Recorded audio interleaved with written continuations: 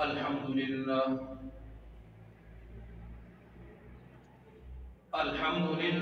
वकफ़ा वस्सलातु वस्सलामु अला मन ला नबिय्य बअदह व अला आलिहि व अस्हाबिहि अल्लज़ीना वफ़ौ अहदह व अम्मा बअदु फ़अऊज़ु बिल्लाहि मिनश शैतानिर रजीम।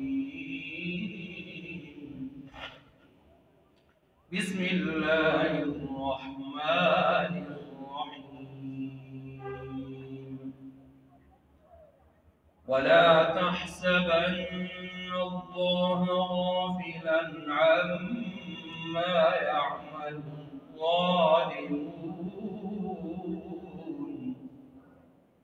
इन्नमा युअख़्खिरुहुम लियौमिन तशख़सु फ़ीहिल अबरार। वक़ाल अन्नबिय्यु सल्लल्लाहु तआला अलैहि वसल्लम इसाबतानि मिन उम्मती अहरज़हुमुल्लाहु मिनन नार। इसाबतुन तग़ज़ुल हिंद व इसाबतुन तकूनु मअ ईसा इब्न मरियम व इसाबतुन तकूनु मअ ईसा इब्न मरियम अलैहिस्सलाम औ कमा क़ाल अलैहिस्सलातु वस्सलाम। आमन्तु बिल्लाहि सदक़ल्लाहु व मौलानल अज़ीम व सदक़ रसूलुहुल करीम व नहनु अला ज़ालिका लमिनश शाहिदीन वश्शाकिरीन वल्हम्दुलिल्लाहि रब्बिल आलमीन। मोहतरमुल मकाम वाजिबुल एहतराम हज़रात सामीन इकराम, आज की जुमा की इस नशिस्त में कुरान मजीद फुरक़ान हमीद से आयत करीमा तिलावत करने के बाद ज़ख़ीरे अहादीस में से एक हदीस मुबारक पढ़ी है।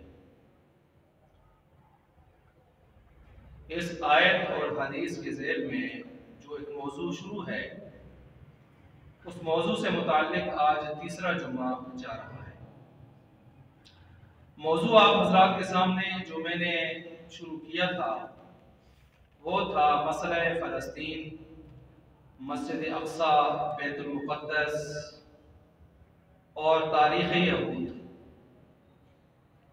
इससे मुताल्लिक़ इससे पहले दो जुमात के खुतबात में इस मौजू के ज़ैली उन्वानात में से जो उन्वान में बयान कर चुका हूँ, उनमें से एक उन्वान है कुरान और यहूद। कुरान करीम में यहूद के बारे में हमें क्या बतलाया गया है, यहूद कौन थे, कौन हैं और इनके आबा व अजदाद कौन थे, इनकी तबाही और बर्बादियां कब कब किन किन अदवार में आई, इनकी मस्तियां खरमस्तियां क्या थी, इनकी गुमराहियां क्या थी, इनकी इज़ाएं क्या थी, इनके साथ अल्लाह ने फिर क्या सिलसिला किया, कौन कौन से अज़ाब भेजे, किन किन नबियों के नाफरमान हुए, किन किन नबियों पर तोहमतें लगाई और बहुत सारे हजारों अंबिया के कातिल भी हुए, झुटलाने वाले हुए।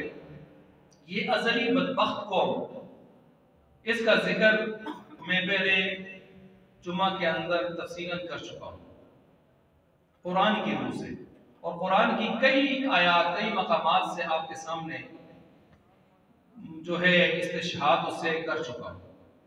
दूसरा ज़ैली उन्वान मैंने रखा था तारीखी पस मंज़र, इसका तारीखी पस मंज़र। उसमें भी मैंने यहूद कब से चले, कहाँ से शुरू हुए और इनके मजहबी रिवायात और सिलसिले क्या थे, उनमें से कुछ चीज़ें आपके सामने रखी थी। तीसरा मैंने आपके सामने उन्वान रखा था यहूदी अज़ाइम क्या हैं, ये क्या चाहते हैं यहूदी। इसराइल के अंदर इसराइल के जरिए से यहूदी मार दाड़ करके 75 सालों से फलस्तीन पर काबिज होकर, बैतुल मुक़द्दस पर काबिज होकर चाहते क्या है, इनके अज़ाइम क्या है, ग्रेटर इसराइल क्या चीज है। ये 5 बड़े इनके अज़ाइम, खतरनाक अज़ाइम, सिर्फ फलस्तीनियों के लिए नहीं, पूरी उम्मत मुस्लिमा के लिए, पूरी दुनिया के मुसलमानों के लिए खतरनाक अज़ाइम है।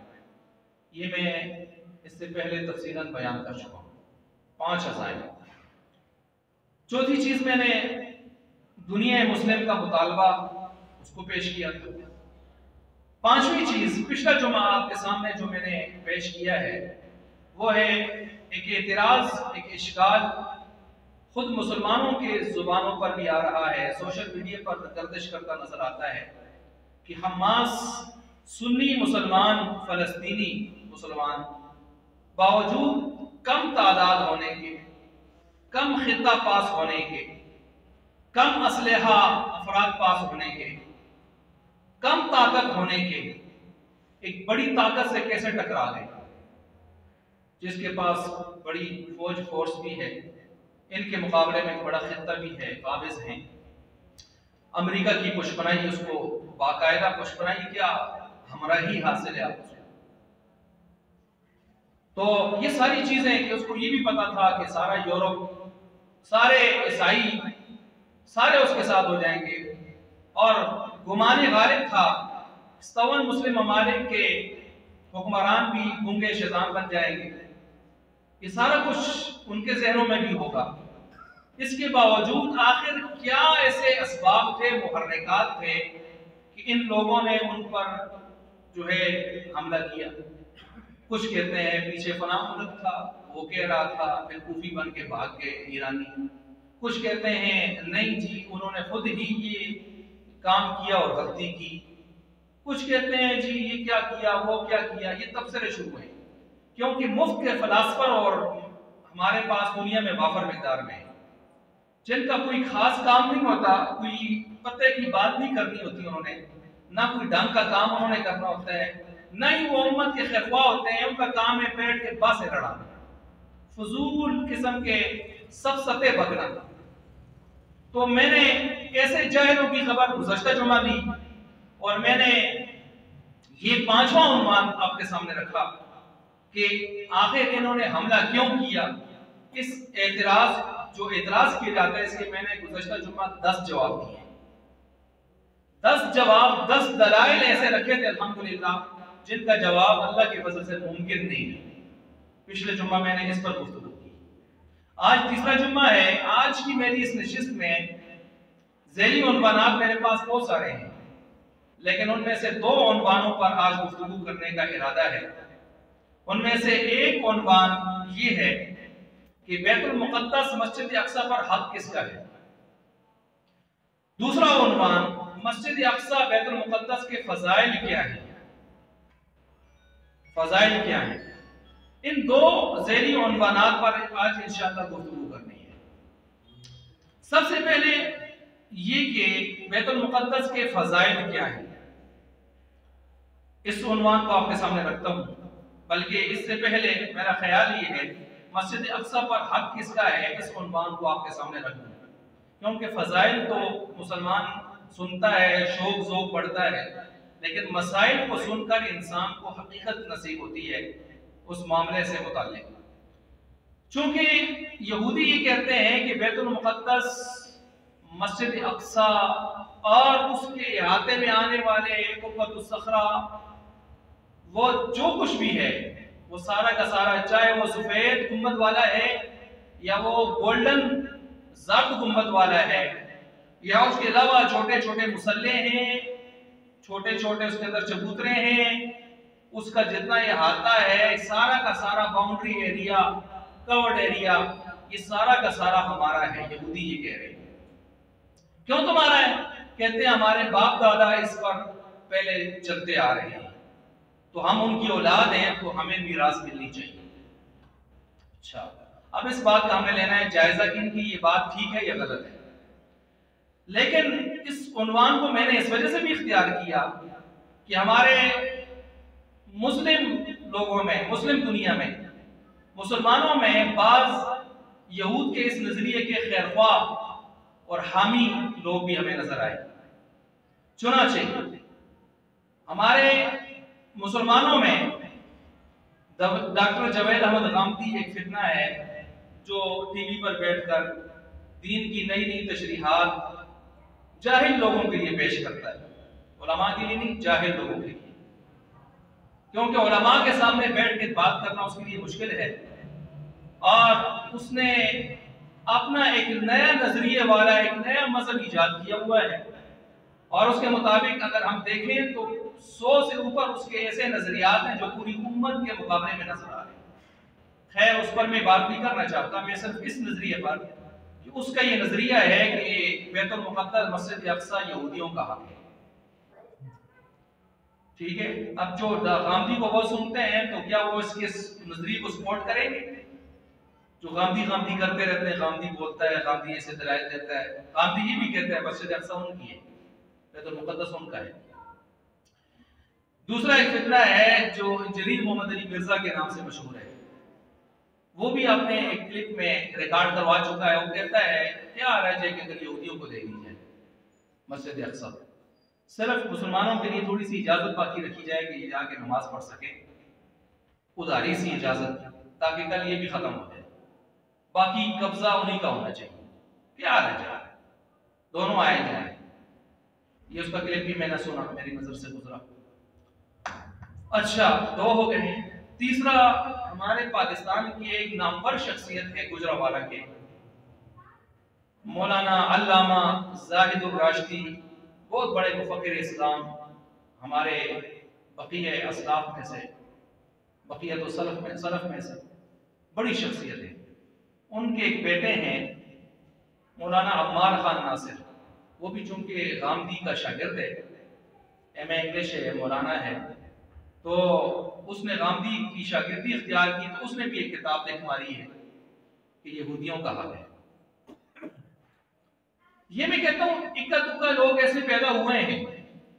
इसी तरह एक शख्स और था जिसको अल्लामा शिरानी के नाम से लोग जानते हैं, उसने भी कुरान की आयतें पढ़ के कहना शुरू कर दिया कि अल्लाह ताला ने बैतुल मुक़द्दस को, इसकी सिलसिले को यहूदियों के लिए लिख दिया है। कतबल्लाहु लहुम, अल्लाह ने लिख दिया है। कुरान की एक आयत से इस्तेदलाल किया कि अल्लाह ने गोया यहूदियों के लिए इसको लिख दिया है, लिखत दे दिया है। अब लिखत का क्या मतलब है, वो आयत क्या है, इस पर तो इंशाअल्लाह बाद में चल के तफसील बयान करूंगा। उसने भी जब उसने ये बात की कि यहूदियों का है इसराइल, बैतुल मुक़द्दस इसराइलियों का है, तो फिर कायदे मिल्लत इस्लामिया ने उसको किक लगाई। उसने कहा चलो भाई, हमारी जमात का मौक़िफ़ तो वो है जो रात को भी आपने कराची में सुना, लाखों की तादाद में मुसलमान जमा हुए कराची की सरजमीन पर, और फ़लस्तीन के साबिक़ वज़ीर आज़म इस्माइल हानी ने बाकायदा वहां से खिताब करते हुए कहा कि पाकिस्तान में ये लोग हमारे नुमाइंदा हैं, ये हमारे तायीद करने वाले हैं, और ये हमारे लोग हैं। अच्छा, इस हज़रत ने जब ये बात की तो हमारे हज़रात ने इसको रांदे दरगाह किया, चले गए हज़रत। अब इसके साथ जो और भी इस तरह के हामी थे इक्का दुक्का, वो भी साथ ही गए, क्योंकि ये तो मुसलमानों के नजरिए के बिल्कुल खिलाफ बात है। तो ये चंद गिने चुने जो मैंने नाम पेश किए, गिने चुने, ये चंद नाम ऐसे हैं कि जो यहूदियों के इस नजरिए की तायीद कर रहे हैं। चुनांचे मैंने जरूरत महसूस की कि फिर इस नजरिए पर थोड़ी सी मैं गुफ्तगू कर लूं। इस पर अगरचे लंबी चौड़ी गुफ्तगू हो सकती है, लेकिन आज मैं इस पर कुछ दलाइल आपके सामने रखूंगा, और अगर रह गए तो आइंदा नशिस्त भी इसको चलाएंगे इंशाअल्लाह। मुसलमानों का, इस्लाम वालों का नजरिया ये है कि बैतुल मुक़द्दस क्या, दुनिया का हर खित्ता वो इस्लाम वालों का है, क्योंकि दुनिया में इस वक्त हक मजहब, मोतबर मजहब, असल में असली मजहब अगर कोई है वो कौन सा है? दीन इस्लाम। इन्ना दीन इंदल्लाहिल इस्लाम, इन्ना दीनल हक़ इंदल्लाहिल इस्लाम, दीन हक अल्लाह के यहाँ दीन इस्लाम। इन दीनल मुअतबर, दीन मुअतबर दीन इस्लाम, फलन युक़बल मिन अहदिहिम मिलुल अर्द, इस आयत की रूह से इन दीनल मक़बूला, दीन मकबूल अल्लाह के यहाँ काबिल कबूल अगर कोई है तो कौन है? दीन इस्लाम। दीन निजात देने वाला मुंजी, दीन मुंजी निजात देने वाला, दुनिया और आखिरत में कामयाबियों का ज़ामिन अगर कोई दीन है तो कौन सा दीन है? दीन इस्लाम। सीधी सी बात है। इसके अलावा किसी और दीन इस्लाम के होते हुए दुनिया के किसी भी खित्ते में किसी और मजहब को हुक्मरानी का हक हासिल नहीं है, हुक्मरानी का हक हासिल नहीं है। क्यों? इस्लाम आया है हुक्मरानी के लिए। अब उनका काम है इस्लाम को माने, नहीं मानते फिर उसकी हाकिमियत को माने, हाकिमियत को भी नहीं मानते तो फिर इस्लाम ने जिहाद का भी हुक्म दिया है।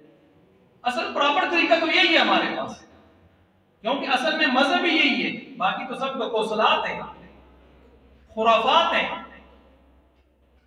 तो अब एक तो सीधी सी बात ये है, आप किस तरह गैर मुस्लिमों को किसी चीज का शरई एतबार से हकदार बना रहे हैं। बाप दादा की विरासत में आई हुई चीज और होती है, मजहबी एतबार से आप किस तरह उनको जो है दुनिया की चीजों का हकदार बना रहे हैं। फिर बैतुल मुक़द्दस जैसे मुसलमानों के किबले अव्वल जैसी हरम और मुक़द्दस जगह का उनको हकदार बना रहे हैं, सोचने की बात है। चुनाचे हमारा दावा ये है कि बैतुल मुक़द्दस क्या दुनिया की कहीं भी कोई मुसलमानों की मस्जिद रही है जगह, चाहे काफिरों के मुल्क में भी है, वो मुसलमानों की है। और ये मसला भी है कि जो जगह एक मरतबा मस्जिद के लिए वक्फ हो जाए वो क़यामत की सुबह तक क्या रहती है? मस्जिद रहती है। तो मस्जिद में मुसलमान आते हैं या काफिर आते हैं? मुसलमानों का हक होता है। किस तरह आप कहते हैं उनका हक है? और ये कहते हुए आपने ये शर्म महसूस नहीं की कि उसी मस्जिद के मुसल्ला पर सारे नबियों के नबी मोहम्मद अरबी सल्लल्लाहु अलैहि वसल्लम ने इमामत करवाई है। अच्छा चलें जी, अब इस पर दलाइल देने लगा हूं। दलील नंबर 1, सुब्हानल्लज़ी अस्रा बिअब्दिही लैलन मिनल मस्जिदिल हराम इलल मस्जिदिल अक़सा। मेराज की रात आप अलैहिस्सलातु वस्सलाम मस्जिद अक़सा तशरीफ ले गए। किधर से गए? मस्जिद हराम से। मस्जिद हराम क्या है? मुसलमानों का किबला, बैतुल्लाह। किधर गए? वो मस्जिद अक़सा जो मुसलमानों का पहला किबला रहा 17 महीने। कितने? 17 महीने। आज भी जो लोग उम्रा हज पर गए मस्जिद किबलतैन में गए होंगे, जहां हुक्म आया और किबले से फिर फिरे। तो आप अलैहिस्सलाम की निशानियां खुद तौरात मुबारक में आसमानी किताबों में से जो निशानियां आई हैं उनमें ये भी है कि नबी आखिर ज़मान साहिब किबलतैन होंगे। कितने किबलों वाले होंगे? 2 किबलों वाले होंगे। अच्छा जी, अब यहां पर देखें, आप अलैहिस्सलाम जब मस्जिद अक़सा गए हैं, आदम अलैहिस्सलाम से लेकर ईसा अलैहिस्सलाम तक तमाम अंबिया बशमूल उलमाए बनी इसराइल सारे, बशमूल मूसा अलैहिस्सलाम, हारून अलैहिस्सलाम, ईसा अलैहिस्सलाम, सुलेमान अलैहिस्सलाम, दाऊद अलैहिस्सलाम, गिनते जाएं सारे के सारे नबी ये वहां मस्जिद अक़सा में मौजूद थे। लेकिन मुसल्ला खाली था। मुसल्ला खाली इसलिए था, सबको पता था अब्दुल्ला का दुर्र यतीम, आमना का लाल मोहम्मद अरबी सल्लल्लाहु अलैहि वसल्लम तशरीफ लाने वाले हैं। और मैंने कहा था कि मस्जिद का इमाम कोई सिंपल सा सादा सा हाफिज कारी क्यों ना हो, हाफिज कारी साहब ही क्यों ना हो। मुफ्ती आजम पाकिस्तान मुफ्ती तकी उस्मानी भी नमाज के लिए आ जाएं, वो नहीं कह सकते आप पीछे हटे हैं, मैं ज्यादा हकदार हूं। हाफिज साहब की इजाजत से ही आगे मुसल्ले पे जाएंगे, क्योंकि इस मुसल्ले पे हक किसका है? हाफिज साहब का। अब इसी उसूल को यहां इक्राई फरमाइए, सारे नबी मौजूद है, मुसल्ले पे क्यों नहीं जा रहे? क्योंकि जानते थे कि इस मुसल्ले की इमामत का हकदार हमसे ज्यादा आ रहा है। और जो मुसल्ले की इमामत का हकदार ज्यादा होता है तो पूरी मस्जिद का मरकज क्या होता है? मुसल्ला। क्या होता है जी? मुसल्ला। जब इस मुसल्ले का मरकज का हकदार मोहम्मद अरबी सल्लल्लाहु अलैहि वसल्लम थे, सारे नबियों ने पीछे खड़े होके उनकी इब्तिदा में नमाज पढ़ी, तो बताया जब इस मस्जिद के मुसल्ले और मरकज का मिंबर और मेहराब का हकदार हम सबसे ज्यादा मोहम्मद अरबी हैं, तो इस मस्जिद और इस इहाते के भी हकदार कौन है? मोहम्मद अरबी सल्लल्लाहु अलैहि वसल्लम है। और मोहम्मद अरबी के उम्मती कौन है? ये उम्मत मोहम्मदिया है। फिर उनकी उम्मतियों से ज्यादा इस मस्जिद के हकदार कौन हुए आप अलैहिस्सलाम के वास्ते से? ये उम्मत मोहम्मद, ये उम्मत मोहम्मदिया हुई है। ये मेरी दलील नंबर 1 है। अगर ये मस्जिद तुम कहते हो मूसा अलैहिस्सलाम की थी, मुसल्ला उनका था, तो इमामत उनको करवानी चाहिए थी, उनको करवानी, या कम से कम आप अलैहिस्सलाम को मूसा अलैहिस्सलाम से इजाजत लेनी चाहिए थी कि मूसा अलैहिस्सलाम आपका मुसल्ला है, मैं नमाज पढ़ा दूं। ईसा अलैहिस्सलाम आपका मुसल्ला है, मैं नमाज पढ़ा दूं।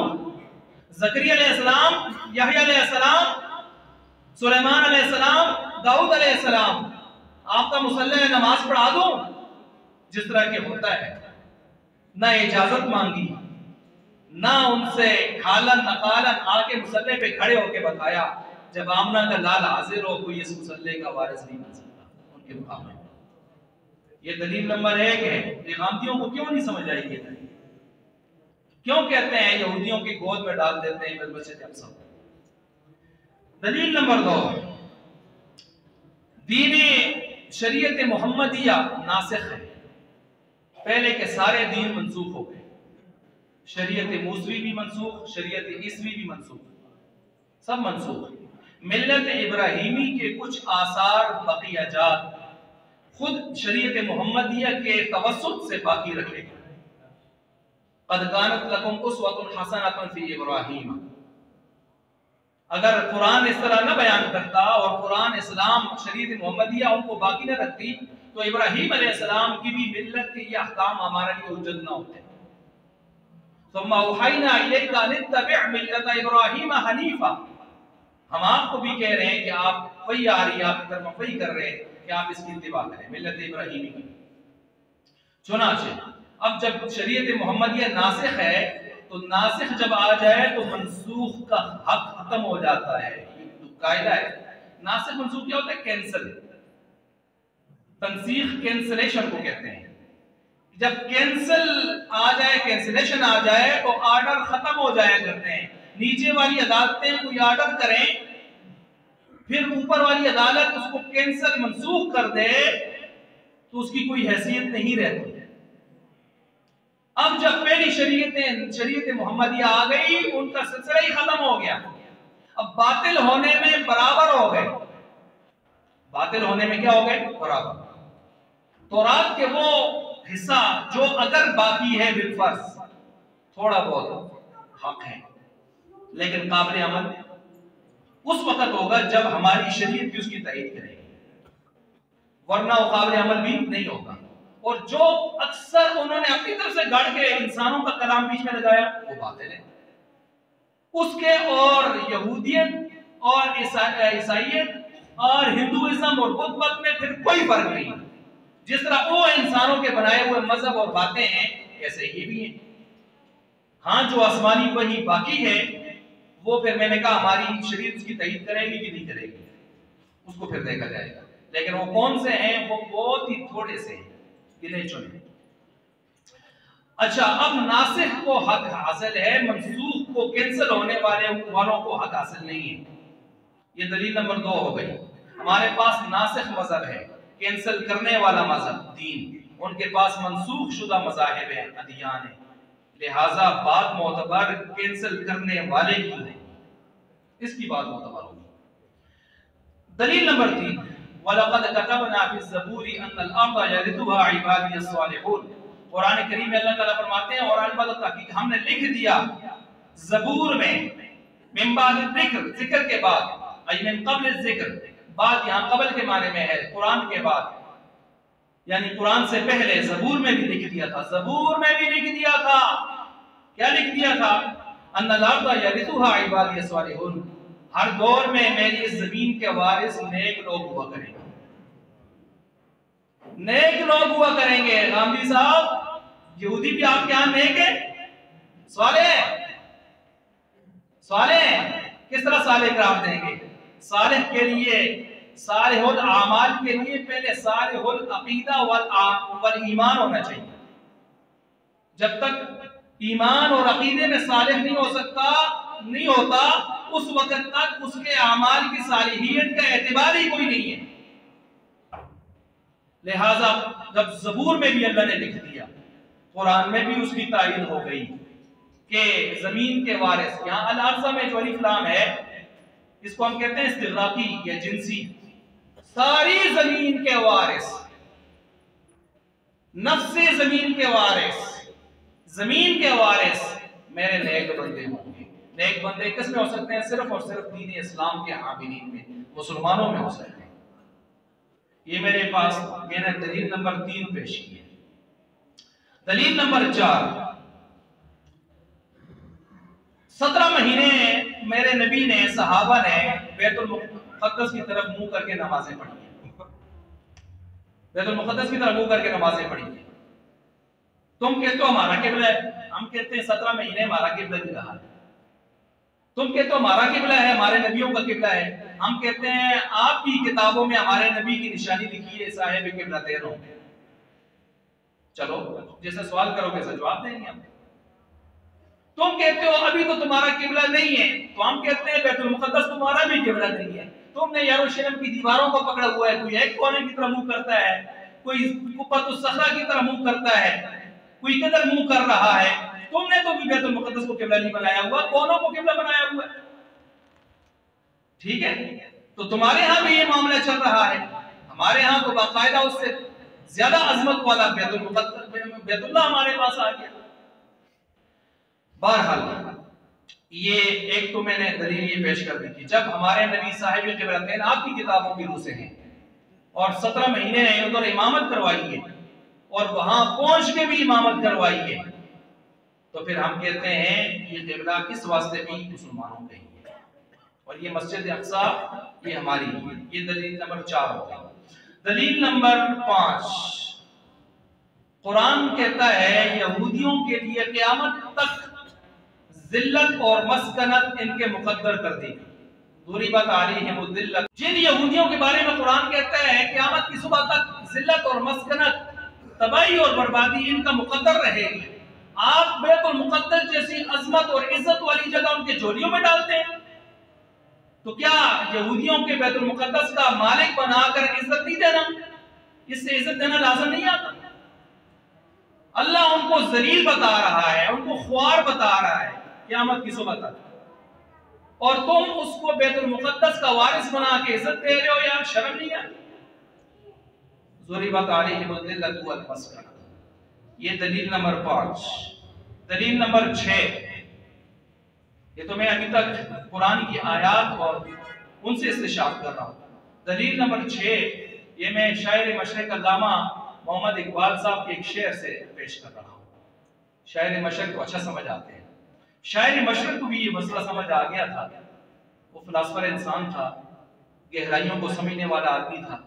उसने कहा है खाके फलस्तीन पे यहूदी का अगर हक है, खाके फलस्तीन पे यहूदी का अगर हक, हिस्पानिया पर हक क्यों नहीं अहले अरब का?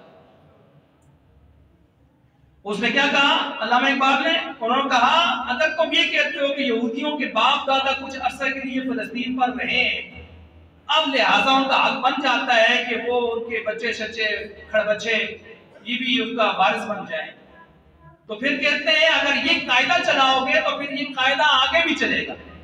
स्पेन उंदुलुस पर मुसलमानों ने 700 साल हुकूमत की है, तो फिर 700 साल हुकूमत करने वालों का हक क्यों नहीं है उंदुलुस पर? दो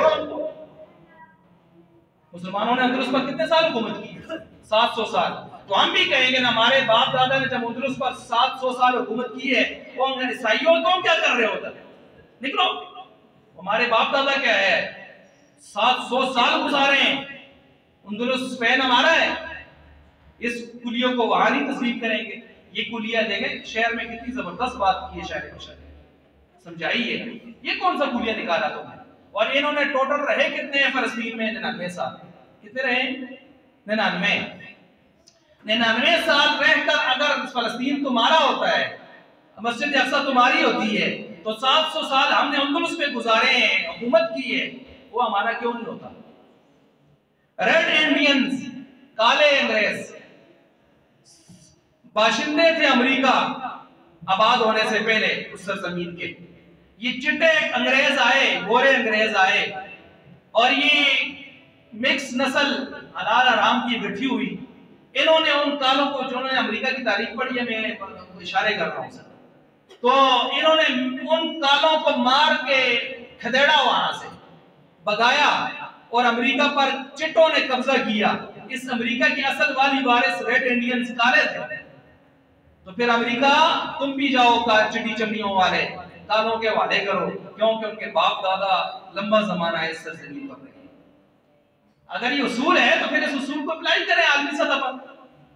फिर हम कहेंगे कि इस हिंदुस्तान पूरे पर, कश्मीर समेत, हमारे पाकिस्तान की चारों सूबड़ियों, गिलगित बल्तिस्तान समेत, और उधर पूरा इंडिया, बांग्लादेश समेत बड़े सगीर था, और इस पर मुसलमानों ने 800 साल हुकूमत की है। तो फिर मुसलमानों ने जब 800 साल हुकूमत की है, ये हमारा क्यों नहीं है? तो तुम्हारे 99 साल तो बड़े चमकते हैं, तो हमारे 800 तो तुम्हें नजर नहीं आते, 700 साल। तो ये कोई उसूल नहीं है मेरे सर। अगर ये उसूल है तो फिर अप्लाई इस तरह होना चाहिए। ये मैंने एक छठा जवाब दिया शायर मशरिक के हवाले से। जवाब नंबर 7, कुरान कहता है 18वें पारे में, वअदल्लाहु अल्लज़ीना आमनु मिनकुम व अमिलुस सालिहाति ला यस्तखलिफन्नहुम फिल अर्द कमा इस्तखलफल लज़ीना मिन क़ब्लिहिम। अल्लाह फरमाते हैं, वादा कर दिया मैं अल्लाह ने तुम में से ईमान वालों के साथ और नेक अमाल वालों के साथ, कि अगर ईमान और अमाल सालिहा में कमाल दिखाओगे, ला यस्तखलिफन्नहुम फिल अर्द, तुम्हें जमीन की खिलाफत अता करूंगा। क्या इस फिल अर्ज में अलिफ लाम अल अर्ज का मतलब सारी दुनिया की खिलाफत? क्योंकि इन्नी जाइलुन फिल अर्ज खलीफा, आदम को खास खित्ते के लिए खलीफा बनाकर भेजा गया था या सारी जमीन के लिए? तो आदम की औलाद में नबियों का सिलसिला चलता रहा, तो आखिरी नबी कौन है? मोहम्मद अरबी सल्लल्लाहु अलैहि वसल्लम। उनके मानने वाले कौन है? उम्मत मोहम्मदिया। तो फिर फिल अर्ज में आपने फिल अर्ज से फलस्तीन को कैसे निकाला, मस्जिद अक्सा को कैसे निकाला? क्या दलील है आपकी?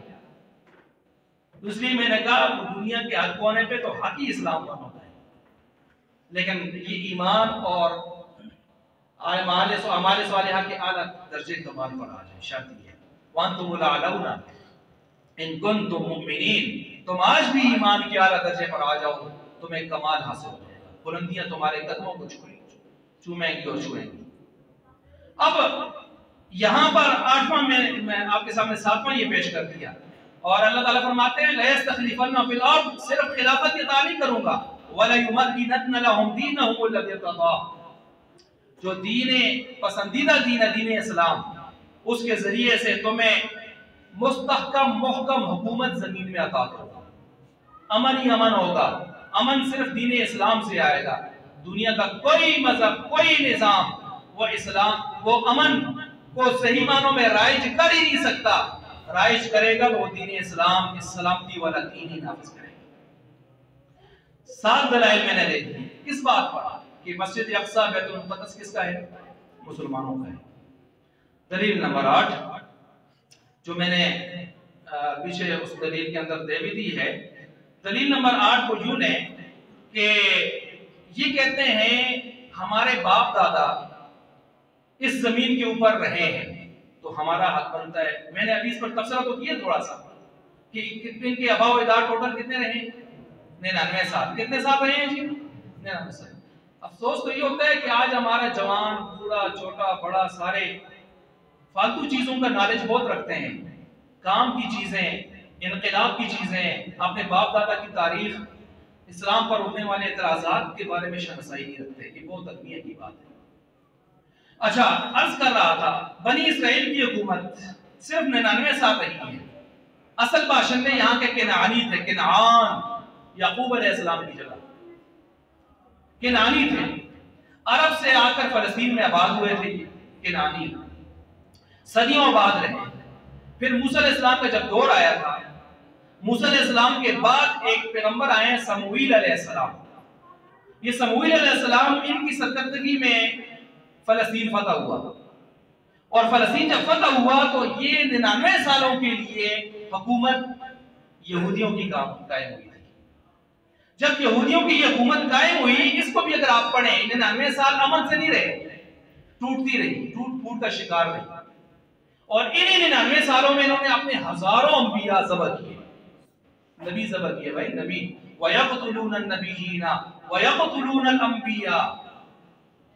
ज़करिया अलैहिस्सलाम बाप आरा सर पर रखकर 2 टुकड़े कर दिए। उनके बेटे, मांगा हुआ बेटा, आसमान से नाम रख के भेजा हुआ बेटा यहया अलैहिस्सलाम को ज़बह कर दिया। हजारों नबियों के कातिल इसी 99 साल में। इन यहूदियों को जब हुकूमत मिली, दूसरों को तो छोड़े ना, दूसरे मजहब वालों को, अपने नबियों को भी इन्होंने कत्ल किया, ज़बह किया। ये वो बदबख्त कौम है, जब इनके पास दुनिया की अयाशी बदमाशी ज्यादा आती है, हुक्मरानी की चीजें हैं, तो फिर ये किसी का लिहाज नहीं करते, जैसे आज भी नजर आ रहा है। अच्छा, इन्हीं 99 सालों में इन्होंने ये बड़े बड़े जुर्म किए, टूट फूट का शिकार रहे। फिर जब 99 सालों के बाद इनकी हुकूमत टूटी, खत्म हुई, तो फिर 1800 साल बीत चुके। इन 1800 सालों में इनको एक दिन भी बाकायदा हुकूमत हासिल नहीं रही। फिर ये आके 1948 के बाद वो फिर एक सिलसिला आगे चला है। उस वक्त किसने इसकी हिमायत की थी? ये बिखर गए थे दाएं बाएं दोनों। इनको 2 मुल्कों ने इकट्ठा किया, एक था बरतानिया, एक था अमेरिका। इन 2 नाजायज मुल्कों ने अपने इस नाजायज बच्चे की पैदाइश करवाना चाहिए, तो इनको जगह जगह से, जिस तरह काले चमड़ी वालों को भगाकर चिट्टी चमड़ी वालों की नाजायज औलादों को लाकर अमेरिका बनाया गया, इसी तरह इन यहूदियों को दूर दूर से, कोनों कोनों से उठाकर इकट्ठा करके इसराइल खंजर नुमा नक्शा बनाया गया। और ये अरबों के सीने में एक खंजर मारा था इन्होंने, और ये जिसके आज तक हम आग देख रहे हैं, इसकी 75 सालों से ये सिलसिला चला आ रहा है, उस वक्त से 75 सालों से। और जैसे ही इधर से इसका वजीर-ए-आज़म, उस नाम ने आग खुद साख्ता वजीर-ए-आज़म, उसने जैसे ही इसराइल के क़याम का ऐलान किया, नाम ने आग वजीर-ए-आज़म बनकर, ठीक 2 घंटे के अंदर अंदर अमेरिका ने सबसे पहले से तस्लीम की, क्योंकि अमेरिका की खटपुतली थी। और आज भी देखें, जब उस पर वक्त आया मुश्किल, तो सबसे पहले कौन खड़ा हुआ? अमेरिका, जिसको बर्मा में 2.5 लाख मुसलमानों की लाशें नजर नहीं आई। अमेरिका में आज तक 4-5 लाख लोगों की लाशें नजर नहीं आई। कश्मीर में, जगह जगह, बोस्निया में, चेचनिया में, कहां कहां क्या से क्या, जिसने खुद आके अफगानिस्तान समेत कई मुल्कों में मुसलमानों के खून बहाए, इज्जत पामाल की, वो यहाँ गया है अमन कायम करने के लिए, हक दिलवाने के लिए। किसको? जावेद को, काबिज को, कब्जा ग्रुप। कौन सा कब्जा ग्रुप? जिसको 1948 में इसने खुद कब्जा दिलाया था, जबरदस्ती मुसलमानों पर मुसल्लत किया था, अरबों पर मुसल्लत किया था। उसको, उस नाजायज बच्चे को बचाने के लिए बाहरी भेड़े भेजे, फोर्स भेजी, फोर्सेस आ गई, बम भेजे, रॉकेट भेजे, जहाज भेजे। अच्छा, हम बरतानिया भी साथ था उस वक्त। ये सिलसिला आप देखें, यहाँ पर ये सियासी एतबार से, जोग्राफियाई एतबार से मैंने बात की है, ये वहां के बाप दादा का मसला नहीं है। 99 साल क्या चीज है? हमने तो 800 साल, 900 साल से हुकूमतें की हैं, ये तो कुछ कुलिया नहीं। फिर है तो इसको अप्लाई हर जगह किया जाए। और इस लिहाज से ये नाजायज बच्चे की पैदाइश, मिस्टर मोहम्मद अली जिन्ना साहब, कायद-ए-आज़म साहब को भी ये बात समझ आ गई थी कि नाजायज बच्चा है, और उन्होंने भी कहा था ये अरबों के सीने में खंजर खोपा गया है और पाकिस्तान इसको कभी भी तस्लीम नहीं करेगा। लेकिन हमें आज तक ये बात समझ नहीं आ रही। कई मुस्लिम ममालिक ने, तुर्की अर्तगरल जो ज्यादा मशहूर है, इस अस्तगरल वाले ने तो सबसे पहले मुसलमान ममालिक में इसराइल को तस्लीम किया था। आज ये क्यों नहीं बोल पा रहे? इनकी मजबूरी ये है कि इन्होंने उसको तस्लीम किया हुआ है, और जब कोई मुल्क दूसरे को तस्लीम कर लेता है तो मान लेता है कि इसका हक है। अब जब हक मान के उसके बाद चढ़ाई करेगा, वो आगे पूछेंगे ना, तुझे तस्लीम क्यों दे, तू कितना है? खैर है, पाकिस्तान ने तो तस्लीम नहीं किया, सऊदीया भी पर तोल रहा था, पीछे हट गया इन वाकयात की वजह से। अब मसला ये चला हुआ है इधर से। अच्छा, तो ये सियासी एतबार से मैंने, और अगर मैं कहूं तो 10वीं दलील इसके ऊपर ये भी दी जा सकती है। ये कहते हैं कि हमारे ये मस्जिद अक्सा को हमारे पैगंबर दाऊद अलैहिस्सलाम, सुलेमान अलैहिस्सलाम ने तामीर किया था। दाऊद अलैहिस्सलाम ने हैकल बनाया है, मस्जिद अक्सा की बुनियाद रखी। हैकल सुलेमानी वो तामीर किया सुलेमान अलैहिस्सलाम ने, आके फिर मस्जिद अक्सा को सफेद पत्थर के साथ आराइश की। तो हमारे नबियों ने ये मस्जिद बनाई है, तुम्हारे नबी ने नहीं बनाई। इसके हम देते हैं दो जवाब। पहला जवाब ये है, ये तुमने मुगालता दिया है, वसवसा है शैतानी कि इनकी बुनियादें उन्होंने रखी है। नहीं, एक होता है तजदीद, एक होता है तासीस। तासीस का मतलब है बुनियाद रखना, तजदीद का मतलब है बुनियाद पहले से है, उसको नए सिरे से मुरम्मत की जा रही है। दाऊद अलैहिस्सलाम, सुलेमान अलैहिस्सलाम ने बैतुल मुक़द्दस की तासीस नहीं फरमाई, बुनियाद नहीं रखी, तजदीद की, नए सिरे से उसको खूबसूरत करके बनाया है। क्यों? आप तारीख इंसानी को उठाएं, दुनिया में सबसे पहली मस्जिद जिसका डिजाइन फरिश्ते लेकर आए थे और फरिश्तों ने सबसे पहल की थी और आदम अलैहिस्सलाम ने उसकी तामीर शुरू की थी, उस मस्जिद का नाम है मस्जिद हराम, बैतुल्लाह। ठीक 40 साल के बाद दूसरी मस्जिद जो रूए जमीन पर बनाई गई, उसका नाम है मस्जिद अक्सा, और ये आदम अलैहिस्सलाम ने बनाई। इसकी बुनियाद भी किसने रखी है? आदम अलैहिस्सलाम ने। ये झूठ है कि दाऊद अलैहिस्सलाम ने सुना।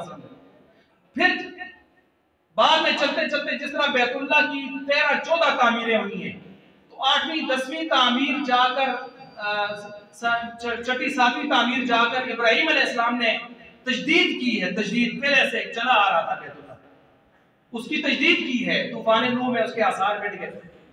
ऐसे ही तजदीद जाके सुलेमान और दाऊद अलैहिस्सलाम उनके वालिद ने की, दाऊद अलैहिस्सलाम और उनके बेटे सुलेमान का। तो ये लोग बानी नहीं है, मुजद्दिद है। मुजद्दिद है, बानी तो आदम अलैहिस्सलाम खुद है। ये जवाब नंबर 1 है। लिहाजा हमें मुगालता ना दो कि तुम्हारे नबियों ने तामीर की थी। ये तो जवाब उस सूरत में है जब हम मानते हैं कि ये तुम्हारे नबी हैं, हमारे माअज़ल्लाह नहीं है। लेकिन ऐसी बात नहीं है। सुलेमान अलैहिस्सलाम असल में मुसलमानों के नबी हैं, दाऊद अलैहिस्सलाम असल में हमारे नबी हैं, यहूदियों और ईसाइयों के कतअन नहीं हैं। अगर मैं इस पर बात करूं मुझे 1 घंटा चाहिए इस बात के लिए। मैं मुख्तसर इशारे करता हूं। जिन जालिमों ने नेट पर दाऊद अलैहिस्सलाम, सुलेमान अलैहिस्सलाम, इन सारे पैगंबरों की फिल्में बनाकर रख दी हो, क्या वो नबियों के एहतराम का दावा कर सकते हैं? जाए ना, 3.5 घंटे की ईसा अलैहिस्सलाम की फिल्म बनाई इन जालिमों ने, जिसमें हज़रत मरियम को माज़अल्लाह अजीब व गरीब बरहना हालत में, नीम बरहना हालत में दिखाते हैं, कपड़े इधर से काट इधर से काट। ईसा अलैहिस्सलाम की शक्ल सूरत में एक फासिक फाजिर दिखाते हैं, हवारियों में 12 हवारियों में फासिक फाजिर दिखाते हैं। ईसा अलैहिस्सलाम के नाम पर एक शख्स को घसीटते हुए दिखाते हैं, मारते हुए दिखाते हैं, मजाक करते हुए दिखाते हैं, लटकाते हुए दिखाते हैं। वो बेगैरतों ईसाइयों, तुम किस तरह कहते हो ईसा अलैहिस्सलाम तुम्हारे यहाँ मोहतरम है? हम तो इस फिल्म को सपाटे की गरज से देखने वाले पर भी कुफर का हुक्म लगाते हैं। हाँ, तहकीक के लिए देखना चाहता है कि इसका जवाब देना है, अवाम को समझाना होता है, लेकिन सैर सपाटे के लिए हम ऐसी फिल्मों को देखना भी ईमान के लिए खतरा शुमार करते हैं। यूसुफ अलैहिस्सलाम पर फिल्म बनाई हुई है, अभी ईरान वालों ने भी यूसुफ अलैहिस्सलाम पर फिल्म बनाई, करबला पर फिल्में बनाई हुई है। तो जो लोग अपने नबियों के ऊपर फिल्में बनाए हैं, वो कहे हमारे नबी का एहतराम है, तुम झूठ बोलते हो। अच्छा, फिर इसके बाद दूसरी बात यह है कि यहूदियों वो कौम है, अहदनामा कदीम उठाए इनका, बाइबल अहदनामा कदीम, सुलेमान अलैहिस्सलाम और दाऊद अलैहिस्सलाम पर इनके फतवे पड़े, उन पर माअज़ल्लाह कुफर के फतवे, वो कुफर में चले गए, वो मुआशके में गिरफ्तार हो गए माशूकाओं के। दाऊद अलैहिस्सलाम पर एतराज, वो महारिम के साथ उनकी शादियां हुई, माअज़ल्लाह, फूफी और फलां और बहन, इस किस्म की बातें।